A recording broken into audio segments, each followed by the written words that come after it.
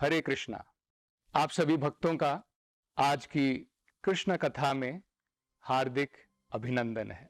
आपको ये जानकर के बड़ा आश्चर्य होगा, आज से लगभग 5000 साल पहले जब कंस जैसे असुर, शिशुपाल जैसे असुर और उनकी सेनाओं के द्वारा अनेकों प्रकार के भूमि के ऊपर अत्याचार किए गए, तो भूमि को वो भार सहन नहीं हुआ। अत्यंत दुखी होकर भूमि ने एक गाय का रूप धरा और ब्रह्मा जी के पास में गई और अपनी पीड़ा, अपना कष्ट उन्होंने ब्रह्मा जी से कहा। ब्रह्मा जी अन्य देवताओं के साथ, भूमि के साथ इसी ब्रह्मांड में एक ग्रह है जिसे श्वेत द्वीप कहते हैं, जहां पर भगवान विष्णु क्षीर सागर में अपनी योग निद्रा में विराजमान है। तो सभी देवतागण वहां पर गए और क्षीर सागर के तट से भगवान की आराधना करने लगे। वेदों के अनुसार उन्होंने पुरुषा सूक्ता नामक प्रार्थनाओं के द्वारा भगवान की उपासना की।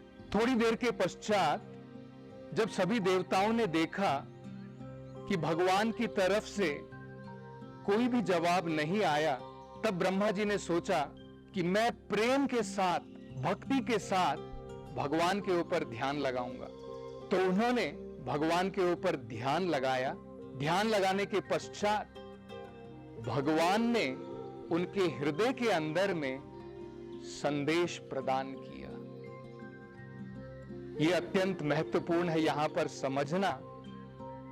ब्रह्मा जैसे महान देवता भी भगवान के दर्शन के लिए आतुर हैं, लेकिन उनको भी दर्शन मिलना अत्यंत दुर्लभ है।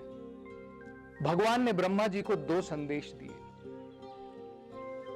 एक कि भगवान स्वयं मथुरा नगरी में देवकी और वसुदेव के घर में स्वयं अपने आदि रूप में भगवान धरती पर आएंगे।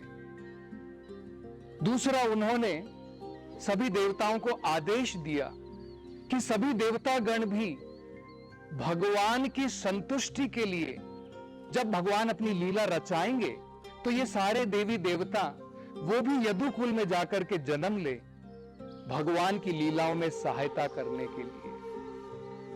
तो ये भी हम देख सकते हैं, भगवान ने सबसे पहले ये ज्ञान ब्रह्मा जी को दिया, बाद में ब्रह्मा ने ये आदेश, भगवान का संदेश देवताओं को सुनाया।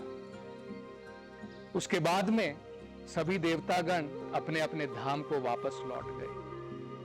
वहां पर मथुरा नगरी में वसुदेव, जो शूरसेन के पुत्र हैं, जो मथुरा के उस समय के राजा थे, उस समय देवकी के साथ में विवाह करने के पश्चात वापस अपने घर की तरफ लौट रहे थे। और उस समय देवकी का भाई कंस स्वयं रथ को हाँक रहा था। लेकिन उस समय क्या हुआ, एक आकाशवाणी आकाश से सुनाई दी। उस आकाशवाणी ने कंस से कहा, अरे मूर्ख कंस, तू अपनी बहन के रथ को हाँक रहा है, लेकिन तुझे यह ज्ञान नहीं है कि देवकी का 8वां पुत्र तुम्हारे वध का कारण बनेगा। तो कंस जो है तुरंत भयभीत हो गया। उसने रथ की लगाम छोड़ दी और जिस हाथ से उसने लगाम पकड़ी थी, उसी हाथ से उसने देवकी के बालों को खींचना शुरू किया। दूसरे हाथ से उसने अपनी तलवार निकाल ली और तुरंत उस अबला कन्या, अपनी बहन का वध करना चाहता था।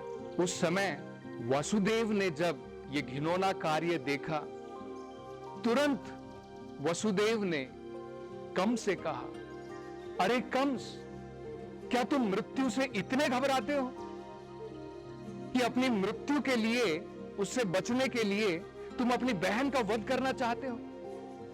उस समय वसुदेव ने एक उपाय किया और बड़े ही महत्वपूर्ण आत्म साक्षात्कार, आध्यात्मिक ज्ञान कंस को प्रदान किया।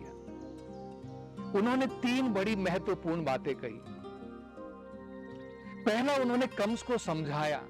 उन्होंने कंस से कहा कि जब कोई भी जीव इस संसार में जन्म लेता है, जन्म लेने के पश्चात उसकी मृत्यु निश्चित हो जाती है।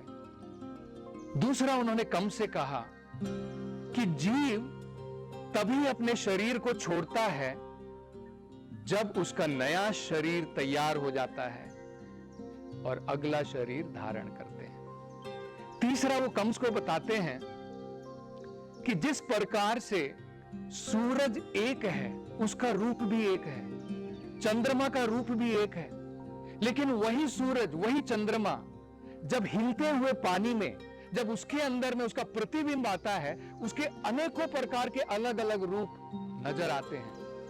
ठीक इसी प्रकार से आत्मा का रूप एक ही है, लेकिन जब हमारा मन विचलित होता है, जब हमारा मन चंचल है, अशांत है, जब उसके अंदर में अनेकों प्रकार की भौतिक आकांक्षाएं हैं, इच्छाएं हैं, उसके कारण आत्मा इस भौतिक संसार में अनेकों प्रकार के शरीर धारण करती है। तो इस प्रकार से आत्मा अलग है और ये शरीर अलग है। इस प्रकार का ज्ञान वसुदेव ने कंस को दिया।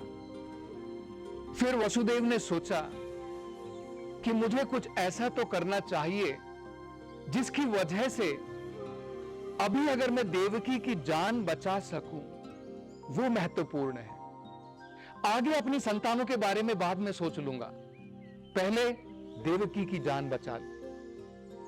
उन्होंने कंस से कहा, कंस, तुम्हें जो है देवकी से कोई भय नहीं है, देवकी तुम्हारा वध थोड़ी करेगी। देवकी का 8वां पुत्र आकाशवाणी के अनुसार तुम्हारा वध करेगा। और मैं अपनी तरफ से यह वचन देता हूं कि देवकी के जितने भी पुत्र होंगे मैं सब ला करके तुम्हें सौंप दूंगा। कंस को वसुदेव के वचनों के ऊपर बहुत भरोसा था। उन्हें पता था वसुदेव अपने वचनों के पक्के हैं, तो उसने तुरंत वसुदेव और देवकी को छोड़ दिया।